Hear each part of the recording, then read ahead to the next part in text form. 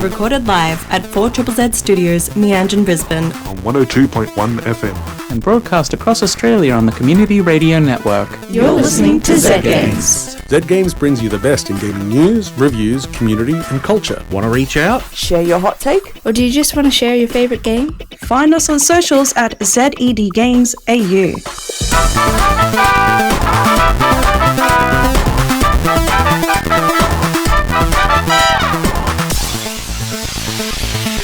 Hey, it's Z Games here on 4ZZZ. I'm Maylee and I'm here with Zahra And the one and only Peter. Because there's no other Peters. Yep. Yeah. No Parkers, no others. None. Peter, Zahra and Maylee on That Z we are. Games. Very musical. We should have a musical day. We should, yeah. Yes. But I love today, that. I don't think Not today today. is the musical day. Today is not music day. Musical. Well, sorry, Maylee. We're taking the steering wheel away from you. I'll give it back. Here you go. How are you both today? I'm good. I'm super excited for tonight. I've got a review, so I'm pretty keen to share that. I am- I'm keen for your review. So impressed with your focus right now. How are you doing that? For listeners, because you can't see what is happening, I'm crocheting as we are. They just kept going. I know. Well, I'm not really thinking about it. But you know what I am thinking about? I'm thinking about video game news. Yes. Reviews, all that kind of stuff. Yes, there has been some news. Yeah. Some more of the same and some of the new. Some viral. Some viral. Yes. Yes. Maybe we should dive into it, let the listeners in on what we're talking about. And What's been happening, what's been going on, and what's coming up. Yeah. Yeah. Let's go. This week in gaming news, more layoffs hit developers, Nintendo announcements, and the week in published tech science headlines. But first, layoffs. More of them. The trend continues with more layoffs and studio closures hitting game developers this week. Deck 9, the developer of Life is Strange Before the Storm and Life is Strange True Colors, have laid off 20% of its staff due to worsening market conditions. Cloud Imperium Games, developer of Star Citizen currently in alpha, also reporting undergoing mass layoffs under the banner of relocating to its new UK office. Disruptive Games, the team behind bringing Diablo 2 to Battle.net and Tony Hawk's Pro Skater 1 and 2 to everything, has laid off an undisclosed number of staff, even after advertising for new staff only a month ago via LinkedIn. Thunderful Games, creators of the SteamWorld games and the more recent Planet of Lana, and others, have announced a restructuring program with a 20% cutback in staff, over 100 people. Supermassive Games, developers of the Dark Pictures anthology, announced layoffs with 150 at-risk employees lined up for the chopping block. Indie developers Die Gut Fabrik, makers of Saltsea Chronicles, have made the hard choice to close their doors. Electronic Arts is also restructuring, putting about 670 people, or around 5% of its workforce, on notice. EA CEO Andrew Wilson stated this is due to the company's move away from licensed intellectual property. And finally, Sony Interactive Entertainment CEO Jim Ryan has penned a letter to the company and a media release announcing that 8%, or around 900 employees, will be laid off. This includes all the London studio and some of the Firesprite studio, effectively cancelling the Twisted Metal live service game in development, as well as others around the world. But hey, at least you might be able to get to use that PSVR 2 with your PC later this year. Nintendo announcements. This week's Pokemon Direct in honour of Pokemon Day started soft with several basic updates and events planned over a range of Android and iOS Pokemon games. Then came the two big announcements. Firstly, Pokemon Trading Card Game is getting an Android and iOS update under the original name Pokemon Trading Card Game Pocket. Pocket is being developed by DNA, makers of Fire Emblem Heroes, Pokemon Masters, Animal Crossing Pocket Game and many others, and features trading, card pack opening and dueling. But it manages to maintain the most important part of the franchise, exclusive foils, which will now be reproduced and expanded upon as immersive visual effects. And second, the next Pokemon game has been tentatively announced with a teaser displaying little to no visuals and only exposing few details. Those being the place name, Lumoy City in Kalos of X and Y fame, the game's name, Pokemon Legends, Z to A, the game's power system, Mega Evolutions, and a tentative release year, 2025. Interestingly, the same release year as the Switch 2. In other news, Tropic Haze LLC, the developer of Switch emulator Yuzu, is being sued by Nintendo. though. The company is claiming that Tropic Haze facilitates piracy at a colossal scale and is thus secondarily liable for the infringement committed by the users.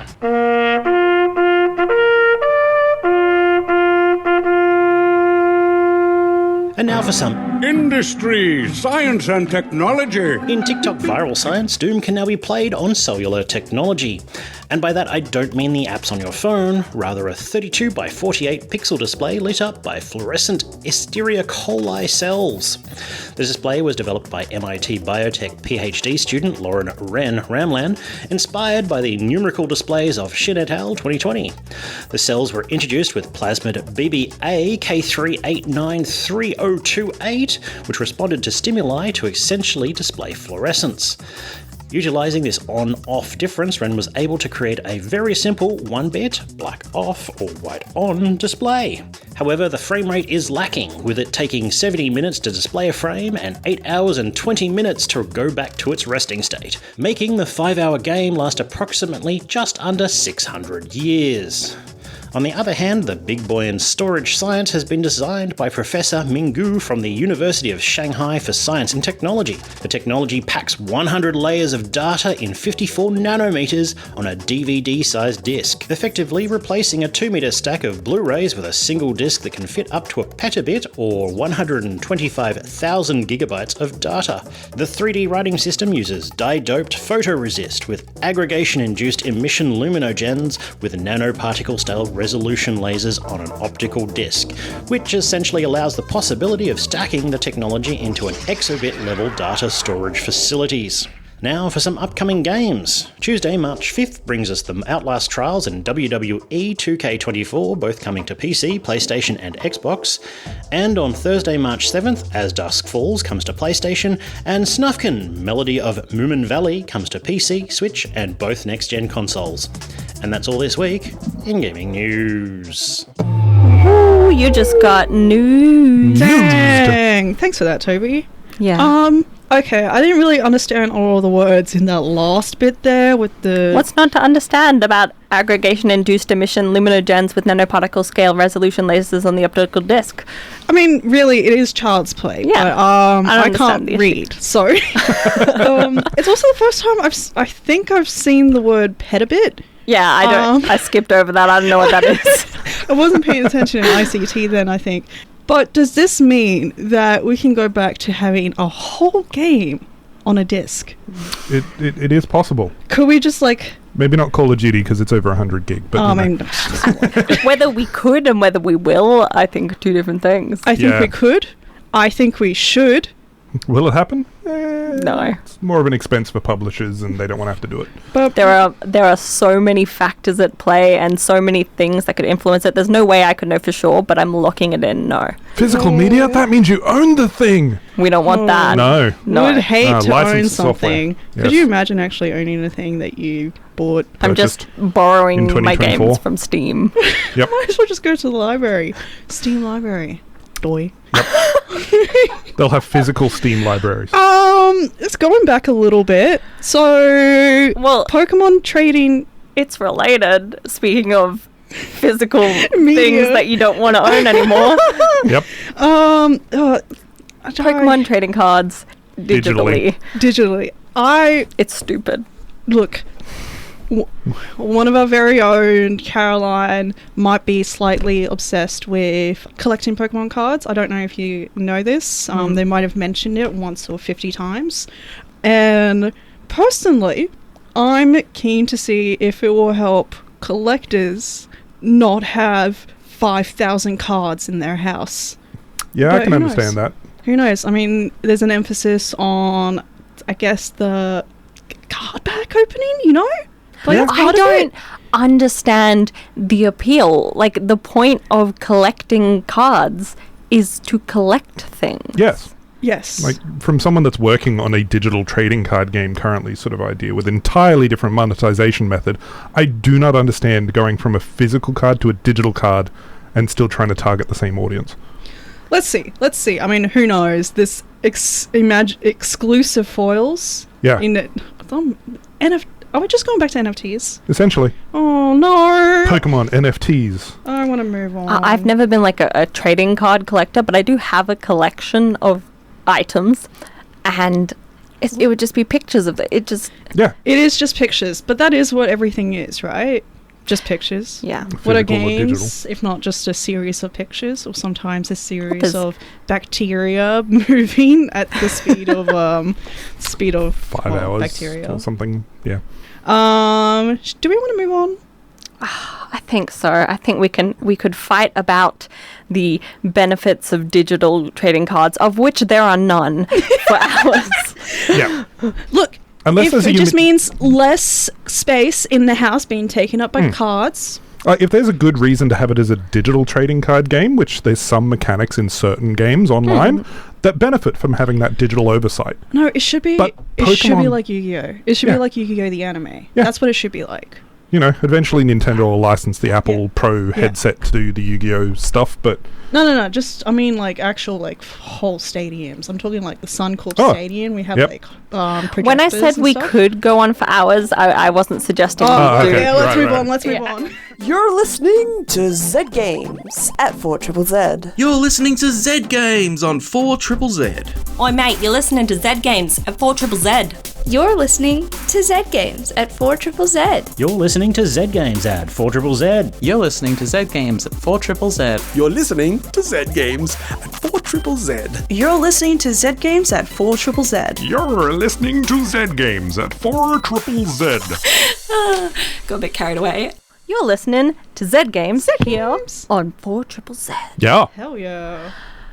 Now, before we were just talking about some news which involved the Pokemon trading card game app being released to phone, and we got a question from Crusher. Sick. That's Cool name. awesome. I wish I was called Crusher. Asking, can you actually play Pokemon with the digital cards, or are they just for digital collection purposes? What's the verdict? Yeah, Peter? so after doing a little bit of research, because I have absolutely no interest in it whatsoever, it seems there is a simplified or very basic trading card game playable component within the game, That's as to mostly whether focused that's allowing you to play with other people or just a very simple AI. Not said yet.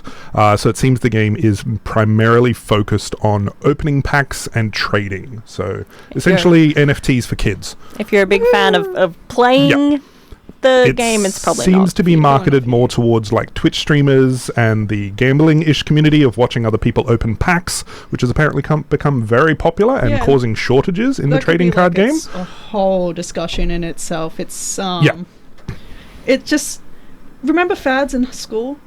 Just like Pogs. Yeah. Yep. Oh, Pogs. Yep. Or putting like elastic bands around Tazos. yeah. Always good. Speaking of things that you open up, like packs of cards, what are other things that you can open? Did you know this is the most flawless segue of all time? Thank you. You can also open boxes. What? Which brings me to my review. Boxes. I think they're banned now, opening Lost boxes. Fragments. All right.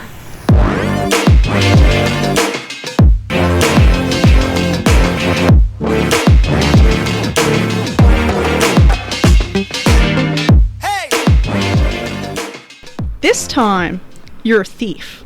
A master thief. The best of the best. I do not know why this place is your target, but your goal is clear. In the center of a room constructed from stone bricks, there stands a pedestal. And on that pedestal is a mask, sealed within a dome mechanism. Of course, that's barely a hiccup for you, and you have the mask in hand. Except with a deafening series of thuds from barriers sliding into place, you are sealed within this building. Now you must find a way out of here, but the only way out seems to be to move onwards and upwards. Boxes Lost Fragments is a puzzle game centered around a series of elaborate and beautiful puzzle boxes, or puzzle box-like objects, that you must solve. Once you solve a puzzle box, you are given fragments which you need in order to progress through this twisted tower full of strange and ticking mechanisms. And as you progress, you start to realize that actually, you might not want to be here at all. Boxes combines a lot of elements familiar to escape rooms and puzzle boxes, obviously. It makes use of a variety of mechanics as well as a detailed theme apparent throughout each puzzle. It also sneaks a story throughout the game to keep you on your toes and give you a sense of unease, as well as fill the boxes with a ton of secrets and surprises for you to sniff out. This fusion made me ravenous for each puzzle, fiddling with each dial and gear and doodad while I tried to find the next step in the solution, whilst also feeling like I needed to check over my shoulder every now and again. Much like a thief, I suppose. Each puzzle box has its own theme, such as the Kraken or the train, and it is delightful. It's so fun. I love the train one. You will be faced with an elaborate box-like object. You can move around it and zoom in on places for a closer look or to interact with a specific mechanism. You might find a button disguised as a diamond that pops open a tiny drawer when pressed. There could be a key in that drawer, or a small tool for another part of the puzzle box. And as you reveal each mechanism, it might be a celestial clock that needs to be set a certain way, or dials you need to adjust in a specific order. Another part of the puzzle is then revealed, pulling you deeper and deeper into this puzzle box. There is a beautiful sense of physicality to this game, where things slide along a rail with a soft slide before clicking into place, or a cupboard opens with a creak, keys twist with some weight, and although the music in this game isn't really worth mentioning, I don't think I had noticed any music really, the sound design given to the switches you flick, the tiles you flip, the slide of wood against wood makes this enormously satisfying. All of this together, combined with the fact that each box seems to almost have a story of its own, just makes this a very fun game for puzzle fans. There are a lot of different puzzles with different solutions and approaches, and although the type of puzzle might get repeated, it has its own twist, whether it's in the way it's solved or themed, so it doesn't feel repetitive. The game can give you hints or solve a puzzle for you, and that in itself is quite interesting. It's actually the mask you steal at the start that allows you to see the solution. As in, like, the player character puts it on and you can see where you need to focus on. I did skip one puzzle, and I did use a couple of hints, but as far as I can see, the game doesn't punish you for it. Speaking of hints, I didn't have to use that many because it's actually kind of easy to solve a lot of puzzles. If you just click around and keep moving things, you'll probably accidentally solve it. I'm not going to lie and say it was skill. Sometimes I would just mindlessly move things around and click until something happened. But it did make the times I did struggle a bit more satisfying. So, Boxes Lost Fragments is a fun game. It's a bit eerie at times, and the core story behind this tower did have me curious. It's a beautiful and detailed game with a lot of thought and creative thinking put into it. Although I could brute force some sections as a mix of puzzles, and it's a relatively short game, taking 3 to 7 hours depending on the kind of person you are. I hear it's 13 hours for completionists. I think it's gorgeous and definitely worth checking out.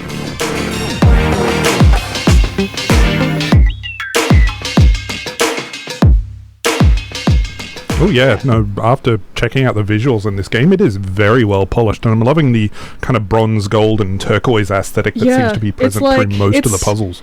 Puzzle boxes being a thing is like, puzzle boxes have been around for thousands of years. Yeah, some of them online can go for tens of thousands of dollars for some of the more complicated ones, and there's a whole subsection of YouTube and Twitch for these guys. Yeah, as well. and they're so much fun. I very rarely get to play around with a puzzle box in person. You can slide out all sorts of bits, and it reveals another bit, and it's like, whoa, but, you know, they're not the most complicated things ever, but you get to have, like, clockwork mechanisms.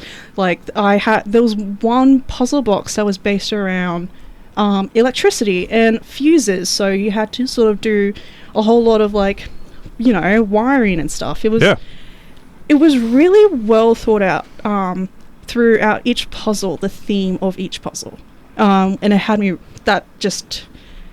it really made it like just a very good experience for me. Yeah, it looks like a lot of fun. It looks almost like a ASMR-esque sort of game hidden within some mechanics. Yeah, and like, especially when you were mentioning about the like sliding and clicking and things like that. I actually think that music would have distracted from that, because it was just like, it was just me and the puzzle and just all these little doodads and I don't know, I just really enjoyed it. I'm so tickled about it. I think everyone should check it out. Yeah. I have a question. I am I would call myself a fool. A fool? A buffoon. A buffoon? I am not skilled in the puzzle solving department, but I do like a good puzzle. Is this game accessible for someone like me? You said there's the mask, and I imagine that would help. So like the mask has sort of like 2 parts of it. So it can suggest a hint where it just sort of highlights an area, and you kind of keep zooming in on that area so it can specifically tell you this is what you need to focus on. And sometimes, I'll just be focused on completely the wrong part of the puzzle, and I'll be like, why isn't this happening? It's because I'm not meant to do that part yet. So that helped me get back on track. And the puzzle, the auto-solve was also pretty nicely done. You kind of got like a little moment to see it kind of all click into place, so you still got to have a little bit of that feedback. And you could honestly just like click. First of all, I don't think you're a buffoon. No, far from it. But I think perhaps even the silliest of clowns will be able to make their way through this game and enjoy it. Hell yeah. Yeah. That's what I like to hear.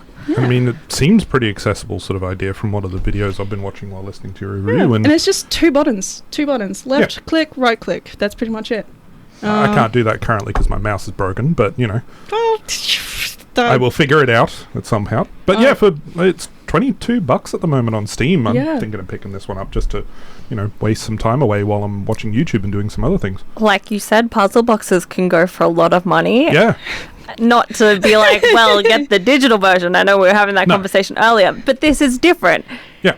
Digital puzzle box. Yeah, and puzzle boxes themselves aren't the most accessible thing in real life. I don't know where the puzzle box shop is around in Brisbane. And the joy isn't necessarily in owning them, it's solving them. It is the solving, and that's fun. We love solving. It's the logic and having that euphoria moment and epiphany of, that's that thing that goes in that thing. Or just kind of like, oh, what does this do? Oh my gosh, look at what it did. Oh, what does this do? Or in my case, just banging it until it works. Is this something that you think you could play with someone else in the same room? Oh, not me. Not me. Okay. Is this something you think some people could play in a group or partner situation where you've got somebody else with you and you're working on it together? I think like if it's someone that you could solve like a puzzle together or do an escape room together, you would have a great time solving these together, because like, sometimes it helps to have another perspective. Not for me. I hate other perspectives. Oh, ouch. But like, it can be a lot of fun. And sometimes, like I said, you can get stuck on a part of the puzzle, and other people can be like, hey, do you want to look over there? Different perspective. Yeah, exactly. It's a lot of fun. Definitely worth checking out. Yeah. Well, I think we should move on because it's getting to that time of night. Ooh. What time of night is it? Time to dance. Ooh.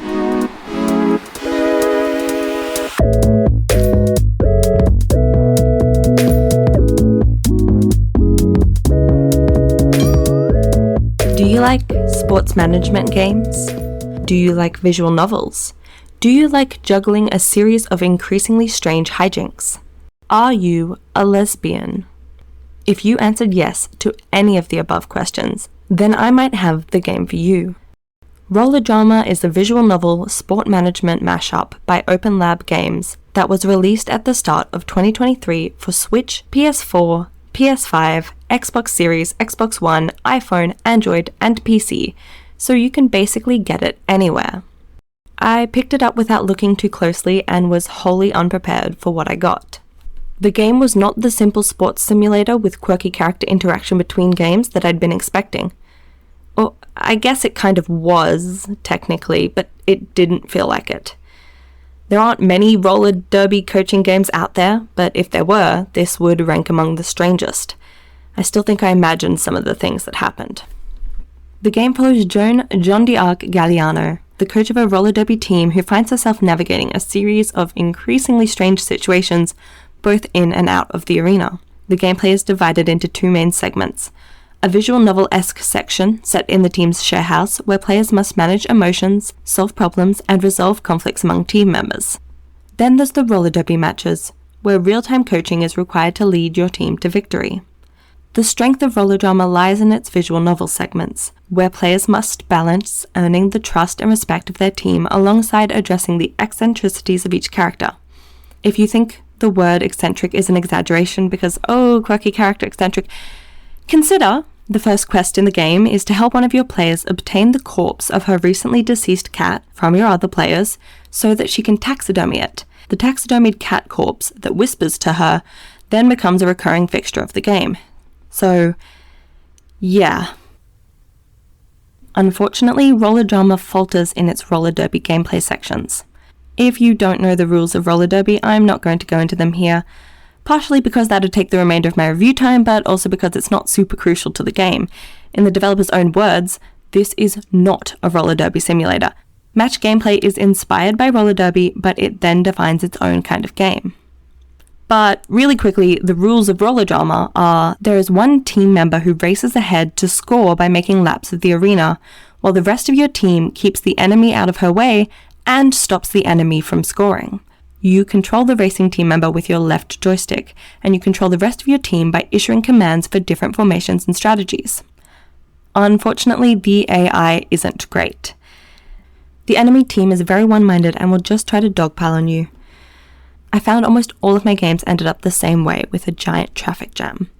Additionally, the controls in these matches, at least on the Switch where I played it, feel really clunky. At first I thought it might just be a learning curve, but even at the end of the game I found myself struggling. Because of these issues, the roller derby matches become a repetitive slog that detracts from the better part of the game.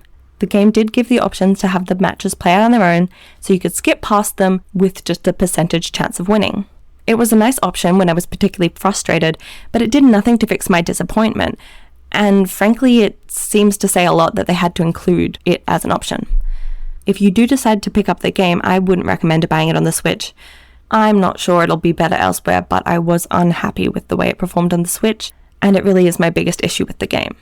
But enough of the bad, let's get back to the good. Roller drama looks great. The art has a wonderfully distinct hand-drawn style. Overflowing with colours, it is vibrant and well-matched to the roller derby world. Before you progress far enough in the game to know your team, the designs give you a good grasp of their personalities and quirks. Even the sports sections that frustrated me so much look really good. You've got these little chibi avatars racing around in a colourful arena. Roller drama was a mixed experience for me. It presented a mysterious world and vibrant characters that were held back by confusing quests and clunky sports sections. And I say mysterious world because behind all the vibrant colours, the game is set in an oppressive, surveillance-based dystopia. Yeah, I didn't mention it earlier because the game doesn't really mention it that much either. I spent way too much effort trying to love roller drama, and in the end I just didn't. That doesn't mean I hated it though. Despite everything, roller drama had something that kept me playing right to the end. Maybe it was the charming characters, or the intriguing world, or maybe it was just the concept of a bunch of big women running into each other. We may never know.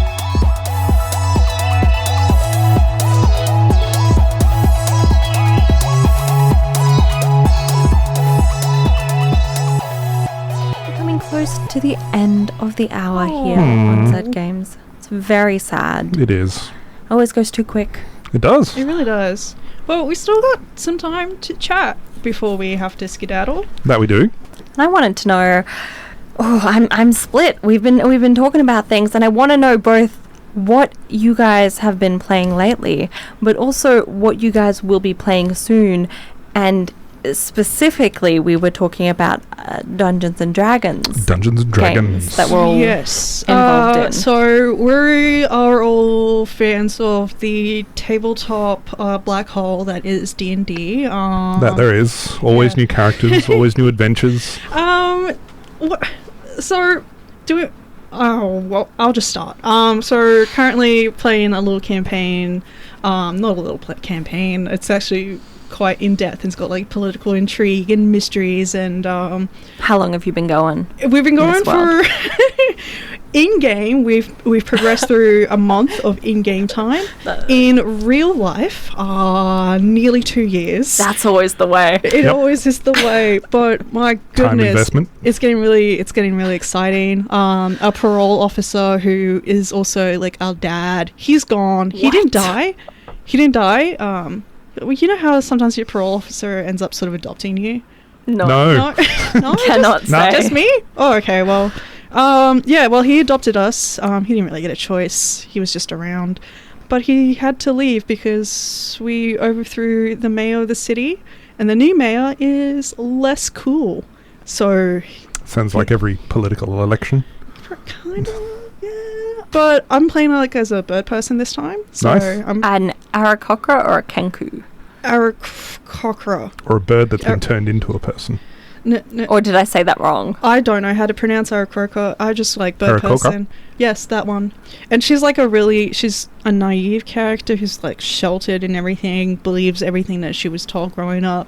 She's now starting to become a little bit of an anarchist, so I'm very proud of her. Hell yeah. Ex-Scientologist. Got it. How about you, Maylee? I'm playing in 2 games. I'm playing D&D, but I'm also playing some Cyberpunk Red. Ooh. Expanding my horizons into Nice. outside of Dungeons & Dragons. There are other good games out there, folks. Yes, there are other games. There are other ones, yeah. I just found out that my cousin was married, and that in real life, my character in Cyberpunk Red, his cousin was married, and that might seem really like weird and random, but that was the biggest bombshell. Was married, as in not anymore? Yeah, they got divorced. Oh, dang. Divorce because sucks. he's a terrible person. Ooh, in which case, yay, we love divorce. No, but I love him because he's my cousin. Oh, well, yeah. I mean, No. family. Yeah. Stuff. It's problems. You know, I love it when- Cyberpunk, people do bad things. I love it when DMs actually take your history and actually do something with it. And it does take a little bit of experience as a DM to do that, especially not a first-time DM. They're going to be focusing much more on the rules and making sure there's something interesting for everybody to happen. But, you know, as they warm up to it and they get more in-depth and spend a bit more time planning and stuff, I love that sort of stuff. My DM is it's our first time and his first time doing Cyberpunk, but he's done a lot of D&D and he's good like that. What about you? What have you been playing? I've finally taken up the DMD train again. I've been playing for on and off over 20 years now, but I have a group of mates that have finally succumbed to the D&D thing this year. That is like, let's try it.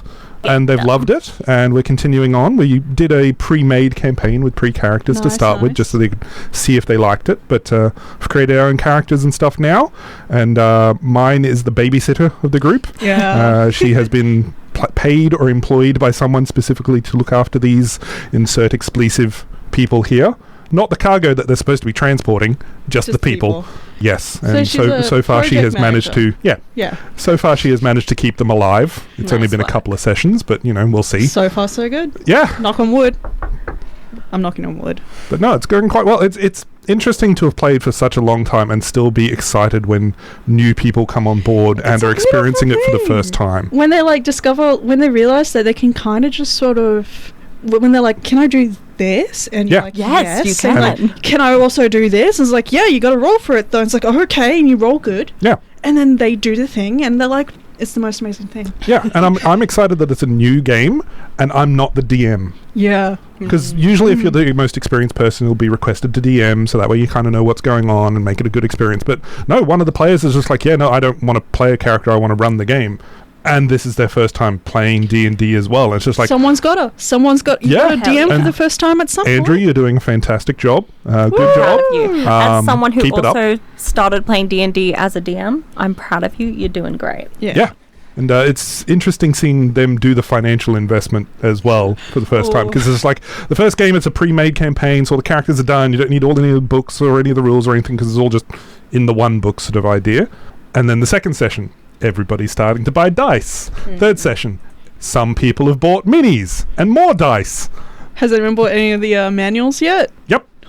Fifth session in, they've bought manuals, they're buying even more expensive ones because I know the new 5.5 is coming out, but they're wanting additional books and things for the campaigns and whatnot. Yeah. But we're starting to get printed mats and other things for the table and whatnot, so we'll it's have going to good. check in with you in a few weeks, get an update on them. See what's going on. Yeah. For now, we have to head off for the evening because we could sit here for another 3 hours. We could, but we don't have D&D time. session. Yeah. We'll be back next week. See you later, everyone. See ya. See ya. Bye. Thanks for listening to Zed Games. If you'd like to listen to more, you can find us on the Community Radio Plus app Or find us on socials at ZED Games AU. See you next time.